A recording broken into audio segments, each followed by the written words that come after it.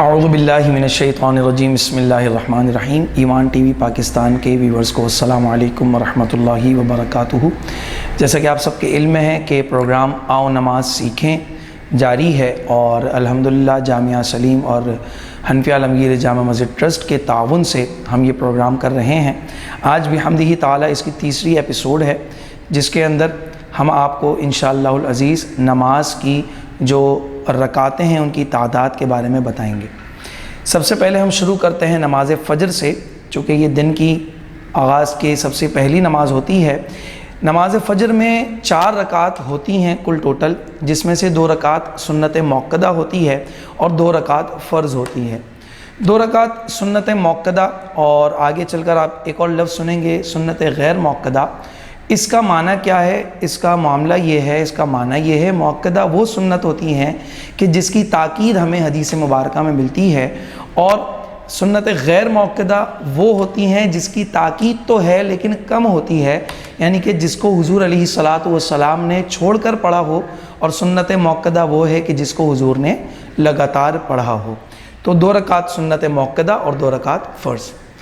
جبکہ ہم دوسری طرف دیکھتے ہیں تو نماز ظہر کے اندر 12 رکعت ہوتی ہیں، جس کے اندر سب سے پہلے اگر ہم ترتیب وار دیکھیں تو 4 رکعت سنت موقدہ، پھر اس کے بعد 4 رکعت فرض، پھر 2 رکعت سنت موقدہ اور 2 رکعت نفل۔ اگر کسی شخص کی 4 رکعت سنت فرض سے پہلے والی چھوٹ جائے تو وہ اس کو سب سے آخر میں ادا کرے گا، یعنی اگر وہ فرض سے شروع کر رہا ہے کسی وجہ سے تو وہ 2 رکعت سنت پڑھے، پھر اس کے بعد 2 رکعت نفل پڑھے، پھر اس کے بعد وہ 4 رکعت سنت ظہر کی موقدہ پڑھے گا۔ اس میں جو 6 رکعت سنت کی ہیں ظہر میں، وہ ساری کی ساری سنت موقدہ ہیں، سنت غیر موقدہ کوئی سی بھی نہیں ہے۔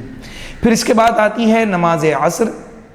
اس کے اندر آپ دیکھیں کہ ٹوٹل 8 رکعتیں ہوتی ہیں۔ ایک غلط سوچ لوگوں میں پائی جاتی ہے کہ شاید اس میں صرف 4 رکعتیں ہیں، اس میں 4 رکعتیں نہیں بلکہ 8 رکعتیں ہیں، جس میں سے 4 رکعت سنت غیر موقدہ ہیں فرض سے پہلے، اور پھر اس کے بعد 4 رکعت فرض ہیں۔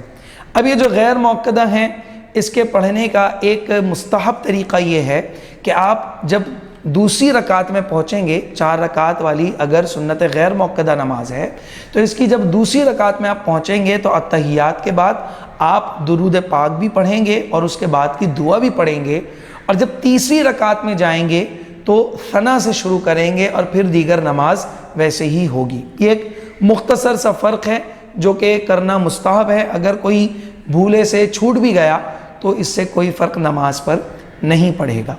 پھر اس کے بعد نماز مغرب آتی ہے، جس میں ٹوٹل 7 رکعتیں ہیں۔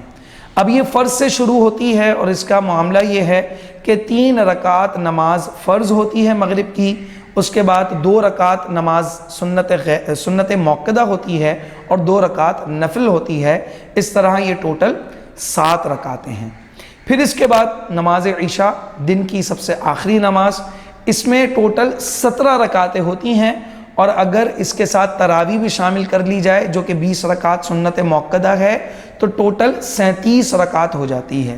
اس کو جو ترتیب ہے اس کی وہ یہ ہے کہ 4 رکعت سنت غیر موقدہ فرض سے پہلے، پھر اس کے بعد 4 رکعت فرض، پھر اس کے بعد 2 رکعت سنت موقدہ، پھر اس کے بعد 2 رکعت نفل، پھر 3 رکعت نماز وتر واجب، اور پھر اس کے بعد 2 رکعت نفل۔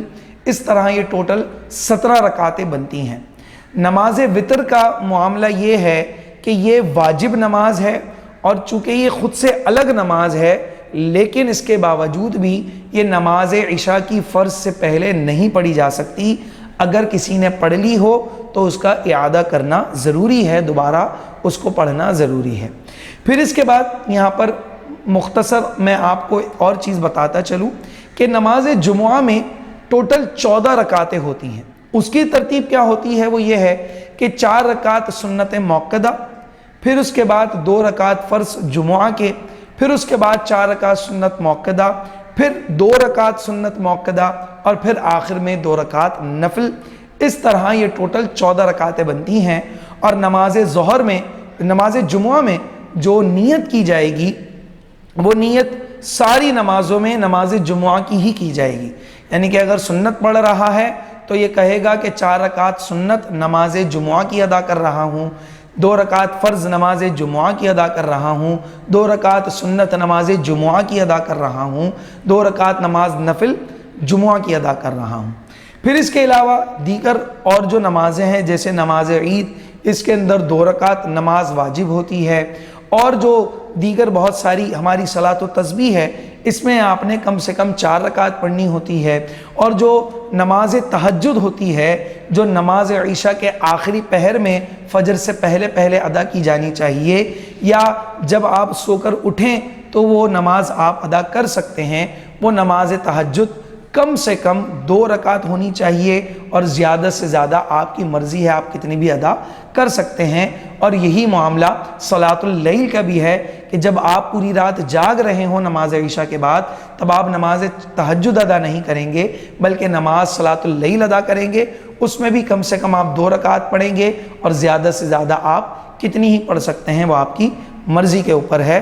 امید ہے کہ آپ کو یہ لیکچر سمجھ میں آ گیا ہوگا۔ اللہ تبارک و تعالی سے دعا ہے کہ ہمیں عمل کی توفیق عطا فرمائے۔ وآخر دعوانا ان الحمد للہ رب العالمین۔